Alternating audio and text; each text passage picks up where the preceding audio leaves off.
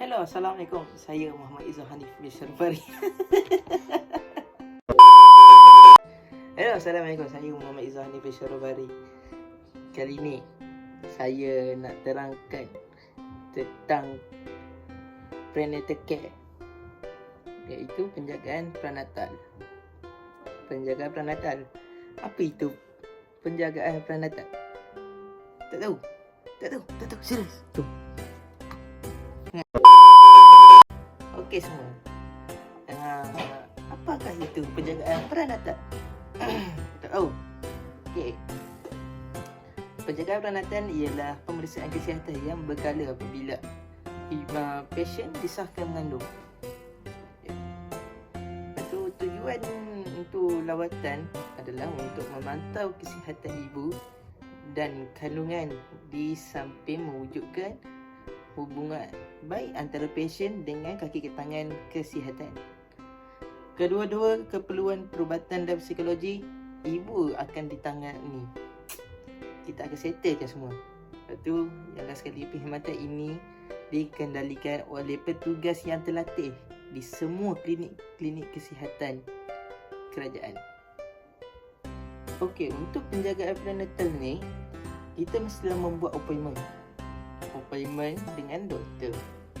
Tujuan dia? Apa tujuan dia? Tujuan dia untuk mengenal pasti dan menguruskan sebarang komplikasi kesihatan jika ada, dan melakukan saringan-saringan faktor-faktor risiko yang mungkin dialami oleh pasien semasa pembesaran janin dan akibat dia. Dia perlu dilakukan sebaik saja pasien disahkan mengandung. Masa yang disyaratkan bila pasien mengandung kurang dari 12 minggu. Mungkin lawatan pertama agak lewat bagi kandungan, tetapi ia masih dalam lawatan tempah. Dia masih dalam lawatan tempah lagi. Okey, soalan-soalan yang jururawat akan bertanya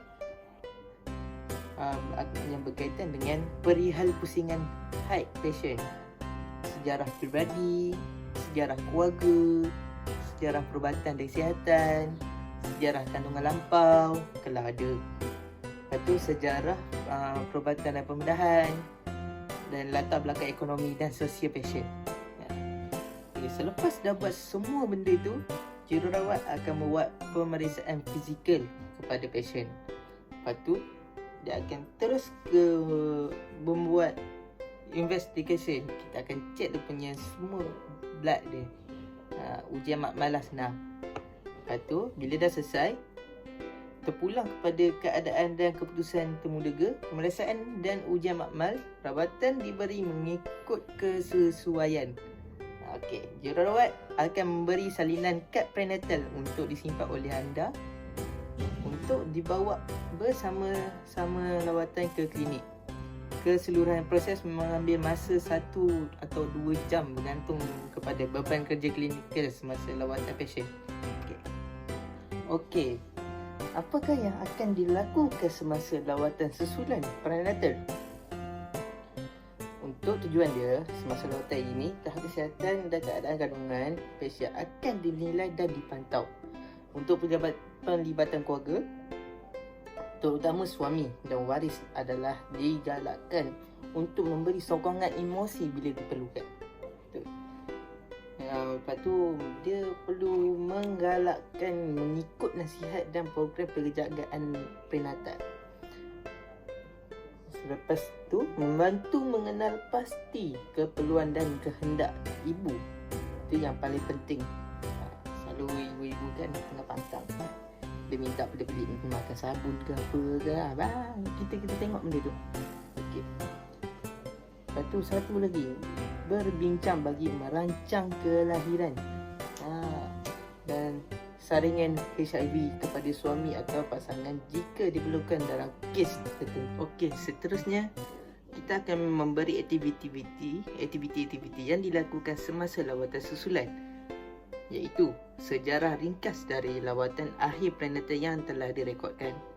Lepas tu mengambil berat badan dan tekanan darah, ujian air kencing untuk protein dan gula, ketinggian rahim direkodkan di carta yang ditetapkan untuk pemantauan tumbuh-besaran janin, kedudukan janin dinilai selepas kandungan 32 minggu. Jika kedudukan janin tidak tepat, pemeriksaan ultrasound untuk kenal pasti kedudukan URI. Lepas tu kita akan cek lagi denyutan jantung janin akan direkodkan. Imunisasi tu paling penting. Kita akan beri bila sampai tempoh dia. Lepas tu ujian darah rutin atau apabila diperlukan lah. Okey. Berapa banyak appointment yang kita lakukan untuk lawatan prenatal ni? First kali sebelum 28 minggu, sebulan sekali. 28 minggu hingga 35 minggu untuk setiap 2 minggu sekali. 36 minggu dan ke atas setiap minggu. Lawatan rumah juga akan dilakukan berdasarkan keperluan. Macam mana kita nak tahu bayi pasien dalam kandungan dalam keadaan yang sihat, dia membesar dengan sihat? Macam mana kita? Okey. Semasa lawatan prenatal, kedua ibu dan kandungan pasien akan dinilai dan dipantau. Okey, di sini saya akan senaraikan aktiviti yang membantu petugas kesihatan untuk memantau kebaikan janin. Yang pertama, mengukur ketinggian rahim, saiz perut pasien lah. Okey. Yang kedua, pemantauan pertambahan berat badan bagi setiap lawatan. Kita cek dia punya berat, timbang je berat. Dalam kita tengok itu, kita boleh cek sama ada baby sihat ke tidak. Yang ketiga adalah pemeriksaan ultrasound bagi menilai tumbuh-besaran kedudukan janin. Kita nak cek janin kita ni sihat ke tak. Kita buat investigation lab, bukan lab, kita buat apa orang panggil tu, ultrasound.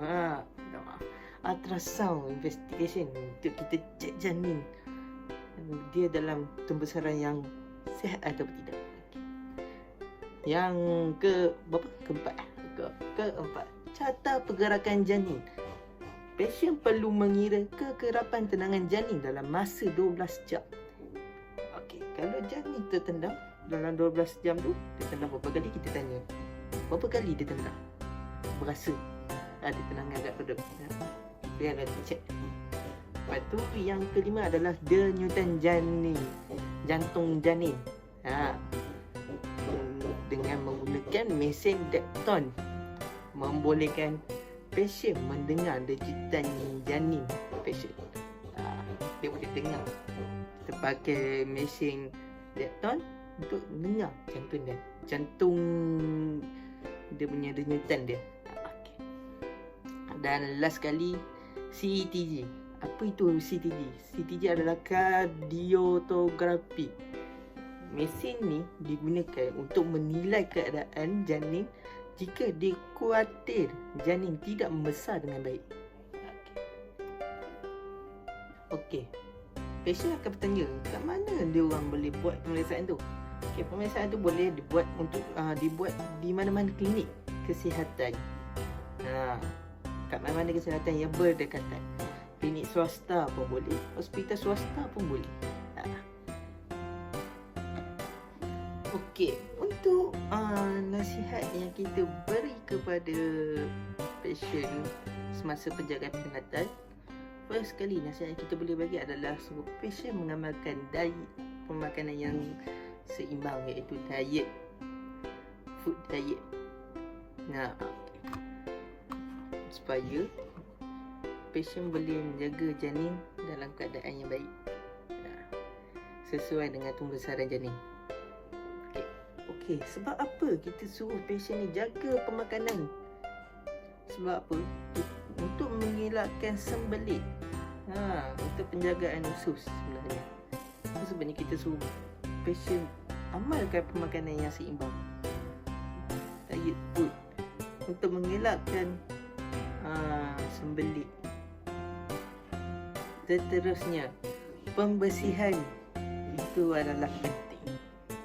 Kita akan suruh pasien menjaga kebersihan diri seperti cuci tangan sebelum makan, menggunakan sabun, sentiasa mandi, jaga kebersihan, potong kuku,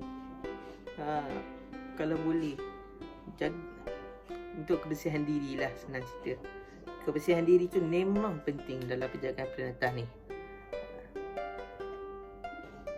Seterusnya, pemakaian pasien. Pemakaian pasien tu sangat-sangat penting. Kalau boleh elakkan pemakaian yang ketat yang boleh menyebabkan senak. Itu supaya kalau pasien mengandung, kita akan suruh pasien menggunakan pemakaian yang selesa untuk pasien. Kasut, dia punya, kalau boleh elakkan pemakaian tali pinggang lah. Yang ikat ke apa ke, itu tak elok lah untuk macam ni. Seterusnya adalah penjagaan gigi. Penjagaan gigi ni pun penting dalam prenatal care ni. Kebersihan diri lah, senang. Sentiasa gosok gigi. Kalau boleh sentiasa membuat medical check up untuk pemeriksaan gigi ni, kalau boleh lah. Okey, seterusnya adalah penjagaan payudara. Pembekakan payudara tu menyebabkan ketidakselesaan semasa kehamilan. So, pemakaian dalam perempuan yang kemas boleh memberi kelegaan.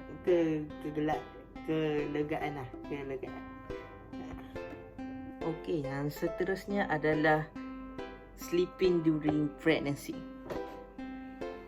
Penjagaan tidur pun penting dalam penjagaan prenatal care.